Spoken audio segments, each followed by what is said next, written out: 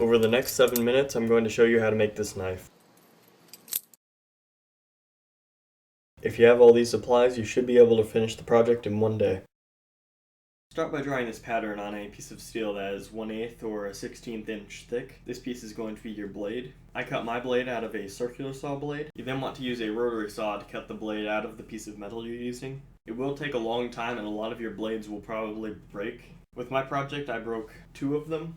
The first time I cut something out, I broke about 20, so don't worry if you break a whole lot of them. For the handle, you're going to need 4 pieces of metal. I would suggest making them slightly longer than the blade itself. I used 5-inch long pieces of steel that are a 1/2 inch by an 1/8 inch. I made the 4 handle pieces using a hacksaw. I assume everyone knows how to use a hacksaw, so I didn't show that. After you have your handle pieces, you're going to want to use a bench grinder to round the ends of the handle. I used an 8-inch bench grinder, which I suggest because it seems to be safer or at least easier to use than a smaller bench grinder. You're going to want to round both ends of each handle and the outward edges. The inward side you should keep nice and square. That's just personal preference, and they seem to do it with every other butterfly knife I've used. There's just no point in rounding the inside edges. I would recommend wearing eye protection, headphones, and gloves while doing the bench grinding, although the gloves won't really protect your hand from actually touching the wheel. They do stop your hand from getting really hot from the metal heating up or stop you from getting hit by sparks. You're going to want to flatten the back side of the blade using the bench grinder so that when it hits your hand when you're flipping it, it doesn't cut you with the back of the blade. You're also going to want to either smooth or sharpen the edge of the blade. In some countries, butterfly knives are illegal, but I believe if you do not sharpen it, it's not technically a knife, but you should probably check that for yourself. Before you sharpen the blade, you're going to want to wrap the end with tape so you don't scratch it up, so it'll stay looking nice, and also it gives you more grip so it doesn't go flying out of your hand and into your leg. Anyway, after you sharpen the blade, sharpen the tip last. If you try to sharpen the tip of the blade while you're sharpening the rest of it, you're probably going to mess it up. And the tip is probably the most important part because that does half your cutting, and it's also very easy to mess. Through the entire sharpening process, you're going to want to keep dunking the blade in water. This is to keep it cooler so you don't burn yourself on it, but most importantly, it's because the thinnest part of the blade is the tip, and if that gets too hot, it'll change colors and bend itself, and now your blade is no point.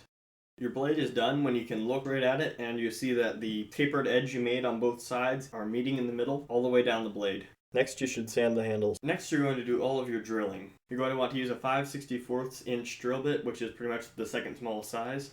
And you're definitely not going to want to use a hand drill. You're going to break a lot of bits doing that. Now, on my project, I actually used the smallest size, which is 1/16, for the entire project, because I didn't realize what size finishing nails I was using. And that wasted a lot of time. About 5 hours, actually. So make sure you're using the right size drill bits for the right size finishing nails.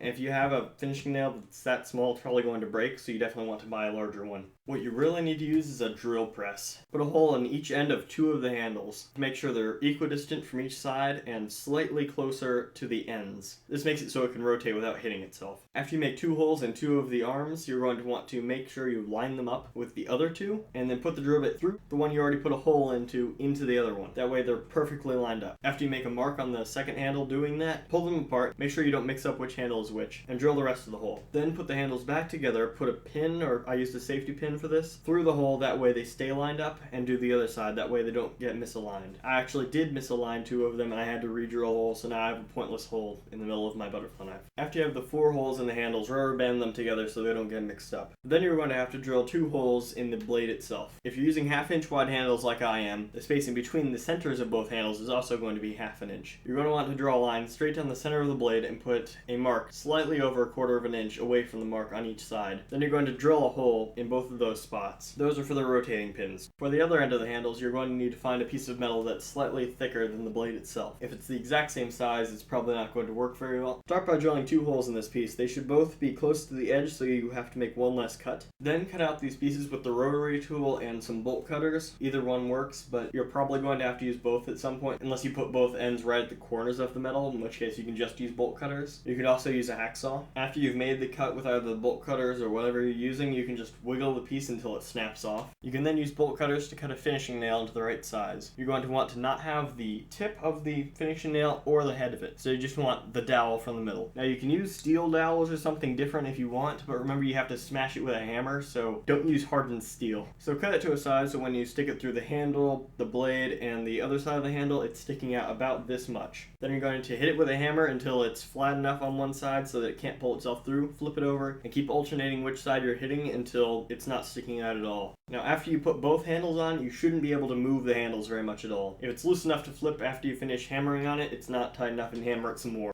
So just do this until it's loose. If you do mess up and one of the pins starts bending when you're putting it in, it was too long, you're going to have to use a pair of pliers and a lot of time to pull it back out. If it just does not come out, try using the drill press to drill straight through the pin itself until enough of it's removed so you can pull it out. Do the same thing with the pins on this one, except don't loosen them afterward. You can make a lock if you want, but the one I made is an L shape, which means it can only lock it in one direction. In this case, it was locking it open, which is not very useful. What you really want to make is a T-shaped lock, which is pretty much exactly what I made, just with a piece coming off the other side. I ended up cutting off my lock because it wasn't useful at all. Now your knife is still missing 2 pins. I put this part last because they really need to line up with where the handle is. You're going to have to line up the blade so it's completely in line with the handles where you want it to stay, and then make a mark between the handles. For this part, you're just going to want to drill the holes in both locations. Both pins can actually be any distance up or down the blade. It doesn't actually matter, but it looks nicer if it's closer to the center of the knife. Now you're going to need to put 2 pins in. Some cheap butterfly knives only have 1 pin, but I don't like that, so I put in 2. You're going to need to put a pin on each side where the handles come together. These will stop the knife from both opening too far and closing too far. Now cut another finishing nail with the bolt cutters. You're going to want to have the head of the nail and a little bit more, and you're going to put it through one of the 2 holes. You should have about 3 millimeters of nail sticking out the other end. Just flatten it with a hammer so that it will stay in place. Do this to both holes. Now take a dry erase marker and mark where the handles run into the 2 pins that you just added. Keep in mind that both pins will hit both sides of both handles. Then you're going to take a rotary saw or a hacksaw to cut a divot in the handle. This should be just wide enough for the pin you just added to fit in. Cut the divots to a size so that both handles come completely together when the knife is both open and closed. After your butterfly knife is completely put together, it's still not done, unless you're just awesome like that. In my case, parts of the handle kept running into each other. I used a rotary tool to shave off parts of the handle that were hitting each other.